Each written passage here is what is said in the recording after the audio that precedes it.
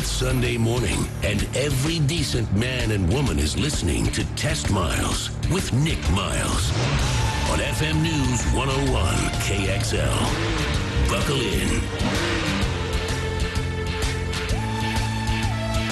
It's Sunday morning, time to talk cars for the next 60 minutes on your weekly automotive experience. I'm Nick Miles. You're listening to America's Automotive Radio Show. This is Test Miles, locally created, nationally celebrated this morning.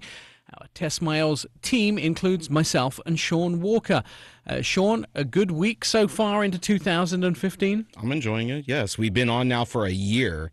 This is our second show of being on for a full year. Right. Who thought we'd be on this long? So we've had 52, 54 shows now so far, and Wow. Nobody's kicked us off the air. That's amazing. All right, let's talk a little bit about what we've been driving this week. I have been fortunate enough to be driving something that we named as our car of the year in last week's show, which is the 2015 Hyundai Genesis sedan. Now, this is well priced, and I have said and been quite open about this when we've done our TV segments. The reason that we chose this is very simple. Purely because it's the best car that Hyundai have ever made. Starting price of $40,450. It comes well equipped with everything, including a great miles per gallon of 29 on the highway. This sedan has an 8-speed shiftable automatic transmission. It has a 5-year, 60,000-mile warranty and is one of the only full-size rear-wheel drive vehicles in America. The Genesis has always offered plenty of features and a very agreeable price, but this year's redesign for 2015 has all that and a quality interior and some of the refinements that may have been missing in the last generation of the vehicle. It's definitely a top pick for luxury sedans. Exceptional value, smooth ride, it's roomy, it's high quality interior, and excellent crash test scores, and of course a long warranty coverage. I will say that after driving this vehicle multiple times this year, I'm still in love with it. The only other thing that I have found that's difficult with the vehicle is that the heating controls, the HVAC controls, and the stereo controls are reversed. So normally you would have your stereo controls on the upper side of the dash, where you'd have your volume closest to the driver, and then your radio tuning button across the way from the digits. And then below that, you'd have your HVAC controls.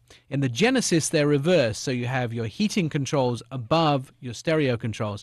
And I often reach to tune the radio or to change the volume in the radio and actually end up turning the heat to about 85 degrees in the vehicle. So that's one of the things that I find a little bit frustrating in the vehicle is the fact that they are reversed.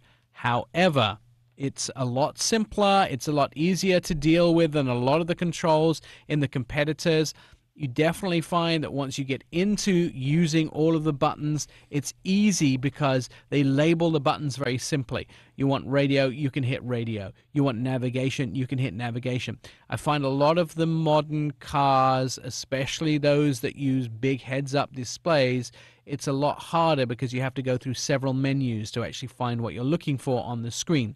An exception to that rule is all of the Chrysler family of vehicles that actually have all of the buttons constantly highlit on the bottom of the navigation or infotainment screen, and so you always have those buttons available to you.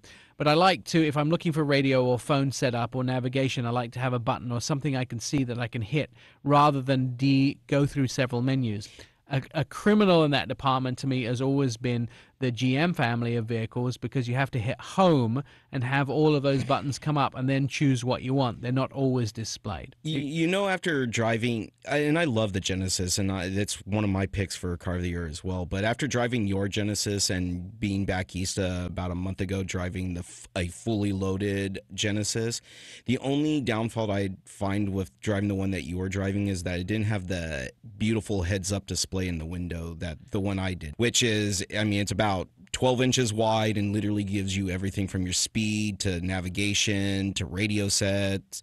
This car is so comfortable and rides so nicely that without the heads-up display, you're constantly looking down because you'll be like, I had the problem of just cruising down the highway in it, and I didn't realize I was doing 80, 90 because it just felt like I was just standing still. It rides so nicely and drives so fantastic that you don't realize you're above speed. So that's my only downfall. It's like it has to have the heads-up display. Now, one of the things that you bring up an interesting point, and sort of a subtopic to that is one of the things that's been changing in vehicles is the fact that we've been seeing smaller engines occur. Ford now putting EcoBoost engines in their Mustang and their F-150. So the engines are actually getting smaller, but they're also remaining as powerful.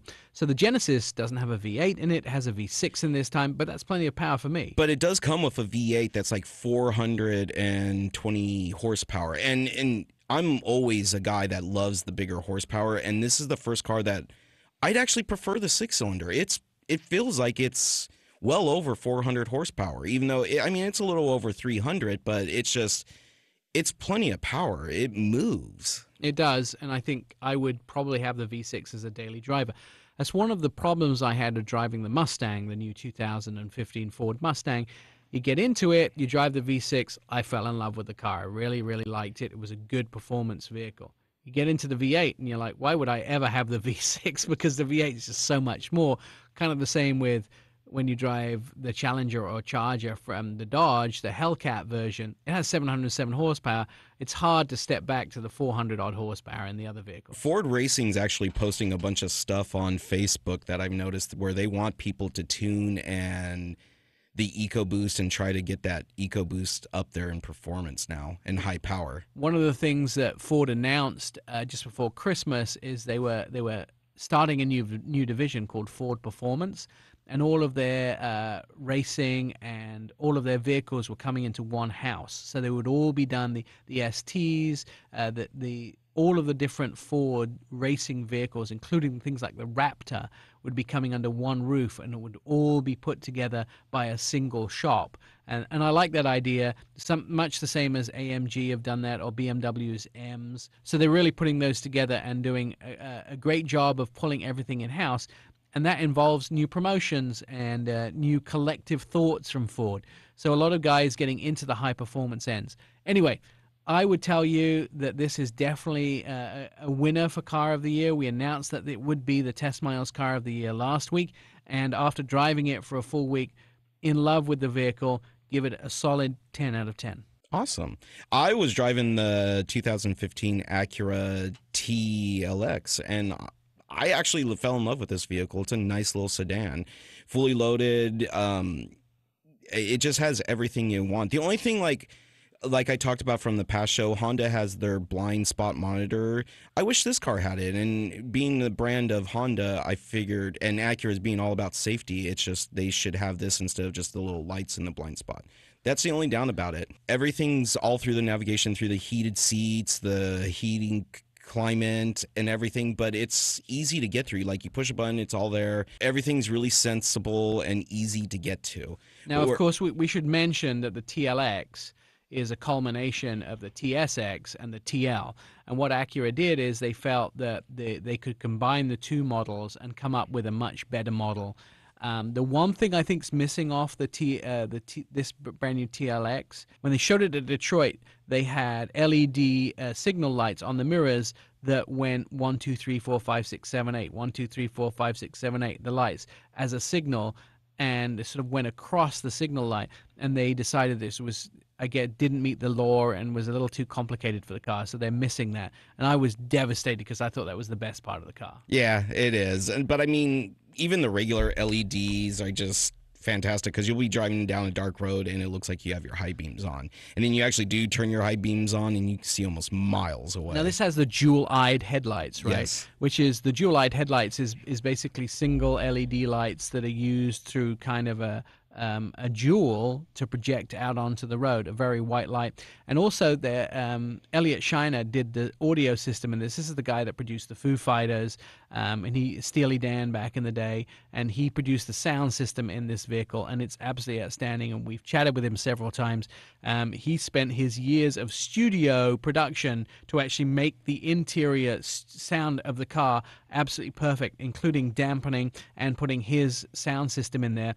The great part about that is he produced songs like Steely Dan, so he knows what they're supposed to sound like. So when he gets in the car, he can tune the sound system to sound like it was on the day he was in the recording studio. Starting price $30,995 to get into one, and I'm going to give it a 9.5. And the only reason I'm not giving it the 10, like I said, it just needs that Honda blind spot monitor system, and it'd be perfect. Coming up in the show, we'll find out for those who can't afford to get their cars serviced, a program which is going on in Salem where you can get a free service and safety check on your vehicle, and the Portland Auto Show just around the corner. We're going to get all the inside scoop from the guys who run the show. Jeff Fishback and Greg Remensberger will be here from the Metro Portland New Car Dealers Association to tell us all about this year's Portland Auto Show. That and more when Test Miles returns. I'm Nick Miles.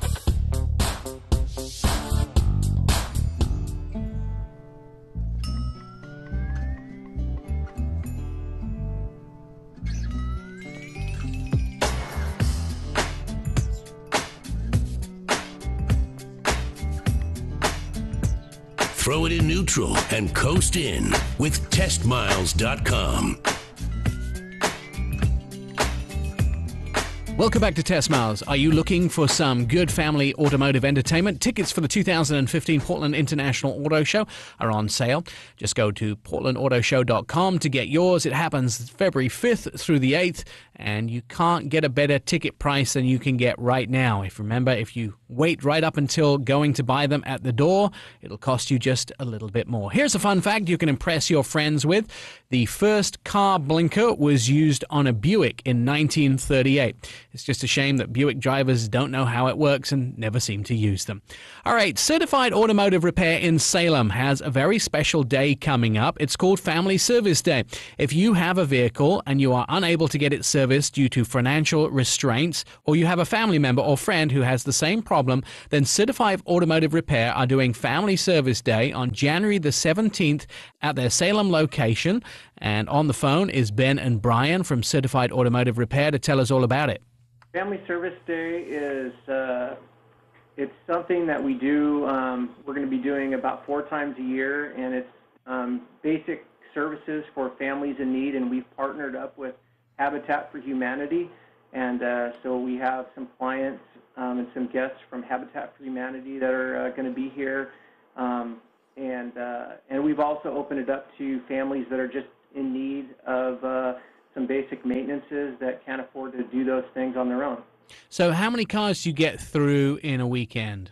Well, we're doing it on Saturday, January 17th, and we're going to be trying to get about 15 cars through. And there's no cost for anybody to do this because of your sponsors, is that right? Yes, that's correct. So what are you actually going to do for somebody's car when they bring it in? Is it just a very basic look at the car, or is there actually physical work that takes place? Well, Nick, when someone brings their car to us on Family Service Day, we start by bringing the vehicle in, giving it a safety inspection. All customers or people that come through for the service that day are going to receive a free oil change service. And then at that point, we'll look at their car. If it's in need of some safety items like maybe a serpentine belt that's going to break, or possibly in need of some brake work, something that we can resolve that day, we're going to go ahead and do those services for them at no cost. Now, how did this begin, Brian? Because Family Service Day is something that started on the East Coast, and you discovered it on a trip and decided it would be a good thing to bring to the West Coast, right? That's correct. It actually did start on the East Coast, and it started slowly migrating west, and there are some shops. A lot of them are mostly, like I said, on the East Coast, but there are some shops in Colorado, I believe, that have done some, and we're the first shop in Oregon to do this. We're hoping that a lot of shops in Oregon and our neighbors will pick this up and start doing it themselves, because there is a lot of need out there, and we recognize that, and we just like to be here and help. Now, one of the things is, of course, it helps us all out, Family Service Day, because it makes sure that the vehicles on the road are safer for all of us, and we all share that road. And those people who can't afford to have maintenance done on their vehicle, this is sort of designed as an introduction to you as a shop so they can learn a little bit more about you, but B, so they can actually make sure their car is well maintained. Have you found things on vehicles that come in that were desperately in need of attention where it wasn't safe to have them on the road? Yes, absolutely, Nick. Just kind of as an example, our last family service day, I had a gentleman come in that was in need of some tie rod ends that were getting ready to break. We were able to replace both of those front tie rod ends for him and improve the safety and handling of the vehicle. Now, if somebody has a vehicle or knows of somebody who can't actually afford to have their car serviced at this time and they want to send them down to your certified automotive repair shop in Salem, what's the best way for them to book one of the slots? And I should make this clear, we've talked about this in the past. To have your vehicle serviced, you cannot just show up. You have to call and make an appointment. So, Brian, what's the best way for somebody to get in contact with a shop and make sure that they reserve a position so they can get their vehicle serviced or one of their family members' vehicle serviced? Right. So they just need to call our shop number, which is 503-399-2149. They can talk to either myself, Brian, or the manager, Ben, or our service advisor, Rich. And so one of us three will answer, and at that time we can get them scheduled. And I might want to just mention that there's only about, I think we have 5 spots reserved at the moment, 5 or 6. So I think we have, I want to say 9 or 10 available spots left at this time. Now, when people come down, I know in the past you've sort of made it a bit of a family day. What happens? They come down at the given time, and everybody just sits around while the car's serviced. Is that how it works? Yeah, we're planning on having some kind of activity for the kids that show up. Last time we had Home Depot come out and they had set up a workshop clinic for the kids and the families. So this time, being January, it'll probably be inside, and we're still kicking around a few things to have out ready for the kids and the families. But there'll be something ready here. Excellent. Well, we're looking forward to it. And again, I want to thank you very much for the time spent and the donation towards the community in the whole of this part of Oregon. I know you take people from Portland, and of course you're based in Salem, so people in Salem will actually be able to come down and do it. And if you're from Portland, it's really important that you get and book that appointment as soon as possible. Ben, remind us of the phone number one more time that people need to call to reserve their spot to get their vehicle serviced. Absolutely, Nick. The number here is 503-399-2149, or you can email us at service@carsalem.com. All right, and the website again is carsalem.com. Just to remind everybody, if you know somebody or you cannot afford to have your vehicle serviced, Certified Automotive Repair is doing a family service day in which they'll do a basic service on your vehicle and a check. It's happening January 17th. You need to call the phone numbers to actually book your time.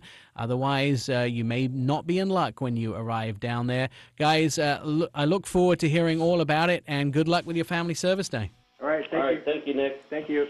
Coming up, the Portland Auto Show is back in town February 5th through the 8th. We'll have all the inside scoop of what cars you can see. We'll be talking to Jeff Fishback and Greg Remensberger from the Portland Auto Show, and they'll tell us what you can expect to see at this year's extravaganza. This is TestMiles. Back in a moment. I'm Nick Miles.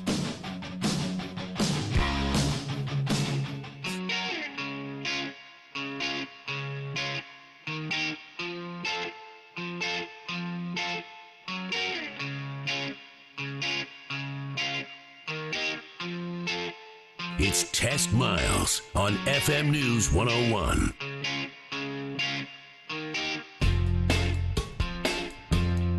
Welcome back to Test Miles Sunday morning, and we'd like you to follow us on Facebook. We will post every day an interesting fun fact. Here's your interesting fun fact for this show that you can impress your friends with. The largest consumer indoor event in Portland, Oregon just happens to be the Auto Show. And in studio with us again this week is Greg Remensberger and Jeff Fishback to talk about the Portland Auto Show. Gentlemen, last year you had a sneak peek charity event that a lot of people got to see the cars ahead of time, got to drink, eat, and have a good time at the event. Are we going to do that again this year? Yeah, we are really excited about building on what we established last year as a must-attend event. We had about 2,000 people there last year, and we raised $250,000 that we gave away to our 4 charities last year. This year, we're working with those same 4 charities, which is the Providence Medical Foundation, Juvenile Diabetes Research Foundation, the Boys and Girls Club, and Meals on Wheels. And in addition to that, we've added 2 new charities. The Victory Group, which is a new school that's being built in Wilsonville for autistic children. They've been working out of a church for the last 5 years and are doing some real groundbreaking efforts with autistic children and education. And then our final charity is the Oregon Alliance of Brain Injury, and we're very excited to have 2 new in. And our success of last year, the word of mouth that went out, the experience that everybody had being there, we think there's a good chance we could double our attendance this year.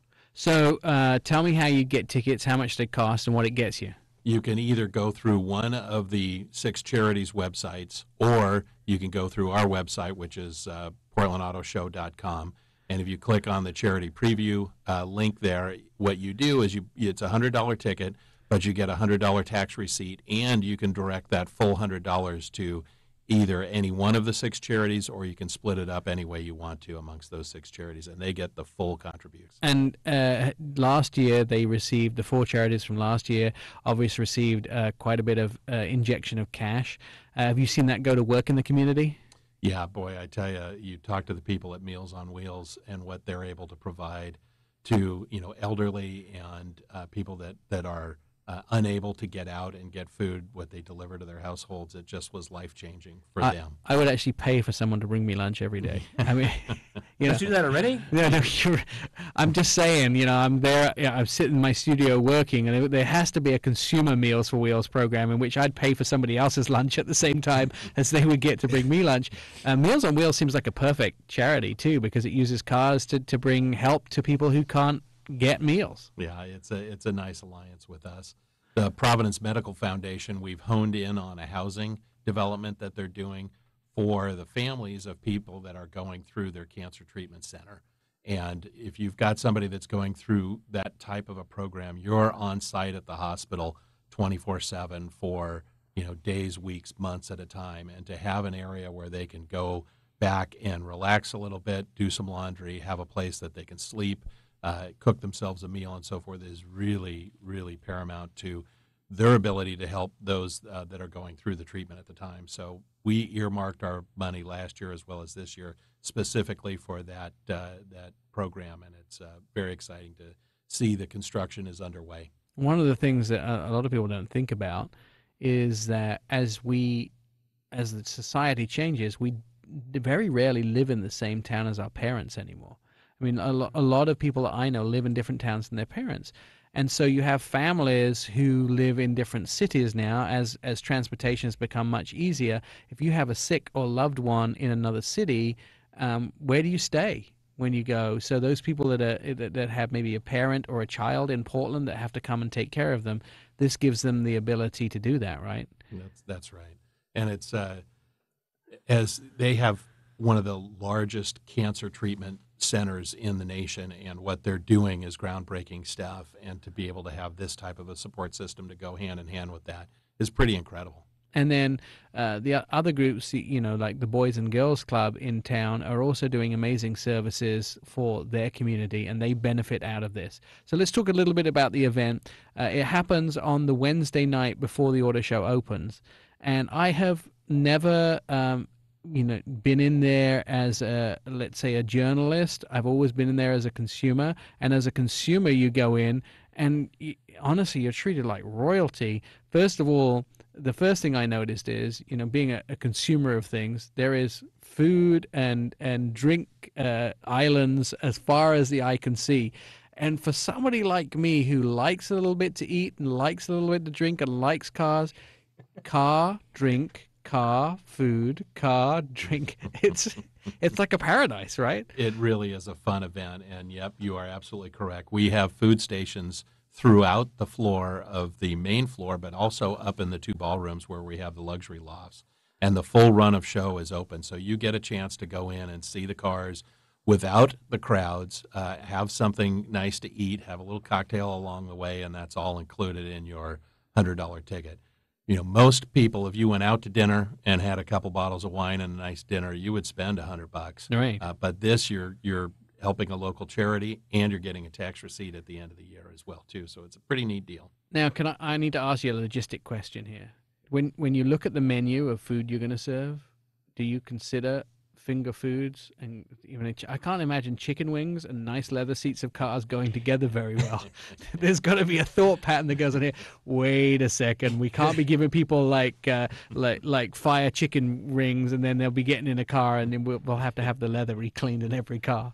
That's true, but at the same time, it has to be something that you can pick up and eat on the run, because you are again, walking the floor of the auto show. So we've got everything from carving stations to sushi stations to dim sum, and there's a little bit of everything to cross just about every palate. Sushi is almost the perfect food for that, because it's like a handful, a bite, a handful, and it's not particularly messy to eat. I mean, you might have to get some odd fish roe out between the Jaguar seats, but I mean, it's unlikely that you do that. It's funny, we had one of the manufacturers call back after last year's event and ask if we could put the sushi station in their display because it was so popular.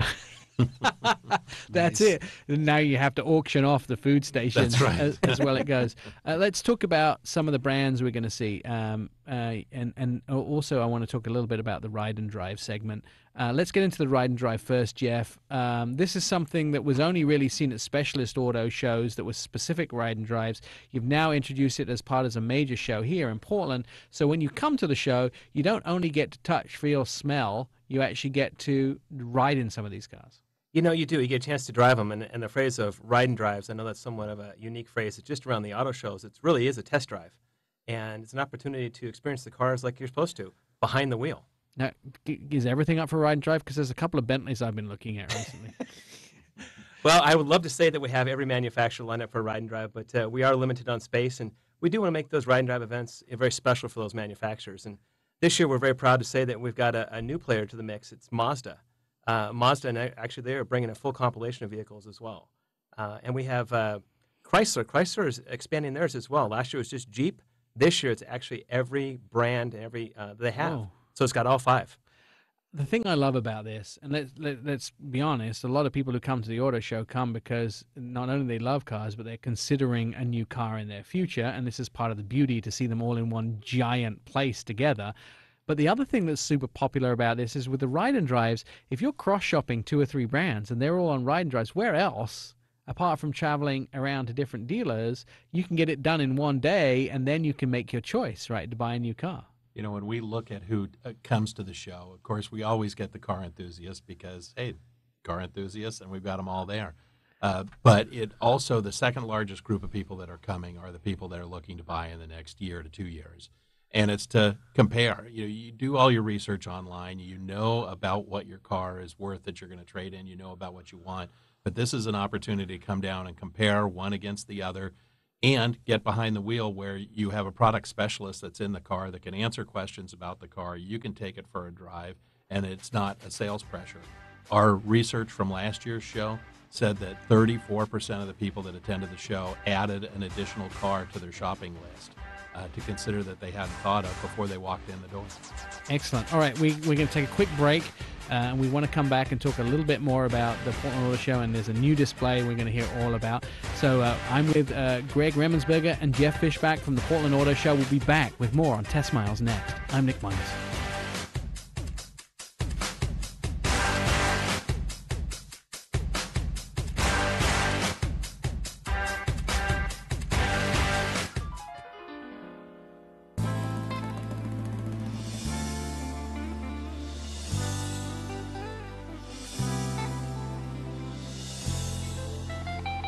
Throw it in neutral and coast in with TestMiles.com.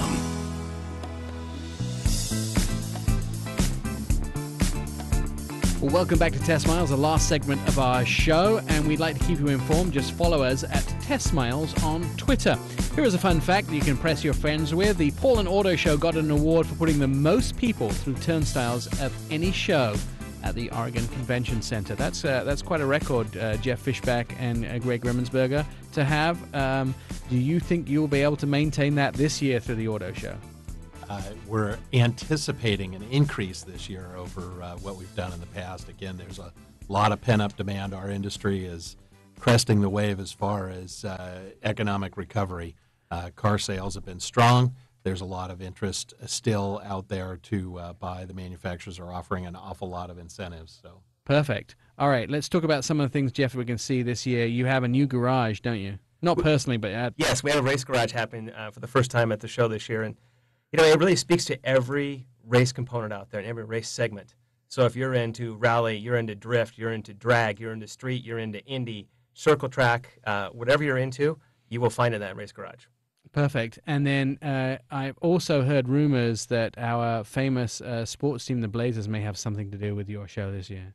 yeah, we're partnering with them to do a kids program on Sunday, which is Family Day, and they're going to bring in an actual basketball court that we're going to set up, and they're going to have their coaches working with kids 14 years and under to do a little camp 2 different times on Sunday. We'll have more information on our website as we develop the final aspects of how it'll unfold. So potentially you could come to the Sunday show and actually see and maybe interact with a Blazer? They'll have some of the Blazer alumni there. The players will actually be on the road, so they can't. Originally, when we were trying to book it, we were going to work it in to where they would have a couple of appearances, but they'll be playing out on the road. Excellent. Well, I don't know if you knew this, but I was actually up to be a Blazer. It was the height thing. I was about 3 foot short. But you had the ball handling skills, right? Yeah, exactly. I could maybe 4 foot short. I'm not quite sure. I'm only 5'4", so I've been to several Blazers matches and actually stood by those guys, and that's terrifying. I mean, they're about double my size. Some of those guys. It's really quite terrifying. Hey, Spud Webb made it in the NBA. Yeah, well, that's true. Webb was just a tiny bit taller than Nick, too. Yeah, about 2 feet taller than me, probably. Too. Most of my friends are clear foot taller than I am. So, it's always. But somebody has to get the stuff out the bottom shelf underneath the stove. It's like not everybody can get their glasses off the top shelf. There's got to be some small guys out here too. And it's really good when it comes to wrestling too. The low center of gravity. That's right. Much better. All right. So Portland Auto Show happens the 5th through the 8th of February at the Oregon Convention Center. Jeff, tickets are at? Easy to find, portlandautoshow.com. And you can buy the tickets there. Now, is there a benefit to buying tickets early? There's definitely a benefit to buying tickets early. You don't have to worry about the crowds. You can buy them online. You actually can buy them at the box office as well. And then if you want to come in on Thursday and Friday to about 3 p.m., we've got some discount coupons happening in the Oregonian as well. All right, so you need to buy your Oregonian and do that. Another couple of things that you have going on there, you have something with Dub. Is it Dub Magazine? It is Dub Magazine, and they have a new dimension to that component too. It's Dub Show Tour, and they're going to be coming in with vehicles that are only way I can describe them as over the top. You've seen those wheels and tires on the road, the 20-inch wheels and tires on those hot rods and the exotics like Bentley and Lambos. They'll be coming to the show with those vehicles. And you'll be able to see those now, and they'll have information about what the wheels are and where they came from and all that sort of thing. Because I always see these cars, really beautiful cars with wheels, and I'm like, I'd love a set of wheels like that, but you need to find where they're made or who makes them or where they come from. So they'll have all that info too? They will, and they've got a couple of exciting components. You'll have to see the Dub exhibit to experience those. All right, so what's on your list of must-sees at this year's show? And I specifically mean cars. Ooh, that's a tough one, without letting the cat out of the bag on some of those. But I think the one that I'm really looking forward to No is one's listening. You can the Land Rover Discovery Sport. I'm really excited about that. The price point for that type of vehicle from Land Rover is really, really exciting. And Nissan's bringing the GTR. Nice. That's a fun production car as well. And you said we're going to have some Bentleys and some Rolls Royces. You're working on that? Yes. But you can't tell us which models. I can't tell you which models, but you definitely want to come and check out the Ghost. I mean, did that slip? I guess it did. To put it this way, if I invite you guys back again for some more radio time, you think you can sneak me a bit more information in? Yes, Absolutely. we'll have several to share. All right. We're looking forward to the Portland Auto Show. PortlandAutoShow.com is where you can find all the information about the show times, how to get there, where to park, transportation, also ticket prices, and when the show's open. Generally, it's open from 10 to 10, Thursday, Friday, Saturday. Sunday, it closes at 7 p.m. So you want to you could probably buy a family pack of tickets and come the whole weekend. I know I'll be down there for a good portion of that. We'll be doing some live broadcasts. The rest of the station team will be down there and doing a whole bunch of stuff.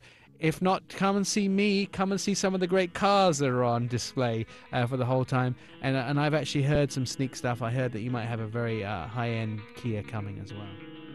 So, Rumor has it, yes. rumor has it as well. We're looking for that high-end Kia. You're listening to Test Miles at FM News 101. Don't forget, get your tickets to the Portland Auto Show early. I'm Nick Miles. Favorite us, tweet us, friend us, love us, all at testmiles.com.